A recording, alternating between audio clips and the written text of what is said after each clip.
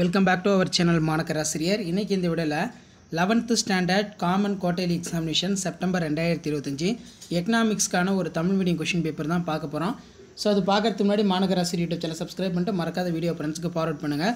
11th economics பொறுத்தவரைக்கும் total mark வந்து 90 mark, 1 mark வந்து 21 மார்க் கேட்டிருக்காங்க. புக் பேக் 1 மார்க்கை நல்லா தரவாக படிச்சுக்கோங்க. கண்டிப்பாக இந்த வீடியோ ஃப்ரெண்ட்ஸுக்கு ஷேர் பண்ணிட்டு பாருங்கள். சேனலை சப்ஸ்கிரைப் பண்ணிக்கோங்க. கீழே இருக்கிற பெல் ஐக்கானை ப்ரெஸ் பண்ணி ஆன் வச்சுக்கோங்க. ஸோ 2 மார்க் வந்து ஃபர்ஸ்ட் ஆஃப் ஆல் பார்க்கலாம். ஏவேனும் 7 வினாக்களுக்கு விடையிலி வினா எண் 30 கட்டாயமாக விடையளிக்க சொல்லியிருக்காங்க. பண்டங்கள் பணிகள் வேறுபடுத்துக, சமநோக்கு வளைகோடுகள் என்றால் என்ன, உற்பத்தி காரணிகளை வகைப்படுத்துக, உண்மை செலவு இலக்கணம் தருக, அங்காடி வரையறு, நெக்ஸ்ட் வந்து வாரம் வரையறு, பொருளாதார வளர்ச்சியின் பொருள் கூறுக, மனிதவள மேம்பாட்டு குறியீட்டு எண் மற்றும் வாழ்க்கை தர குறியீடு எண் வேறுபடுத்துக.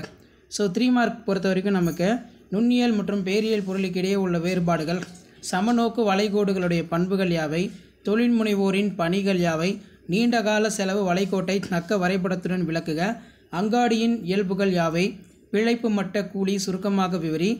நெக்ஸ்ட்டு வந்து பார்த்தோன்னா தள பொறியியலாளர், இது ஒரு முக்கியம். அடுத்து பார்த்தோன்னா 1991ஆம் ஆண்டு தொழிற்சாலைகளுடைய 3 நோக்கங்கள், பொருளாதார நடவடிக்கையின் பல்வேறு வகைகளை விளக்குக, நுகர்வோர் எச்சம் என்ற கருத்தை வரைபடத்துடன் விளக்குக. ஸோ இதில் இருக்கக்கூடிய 5 மார்க் எதுவும் ஸ்கிப் பண்ணாதீங்க.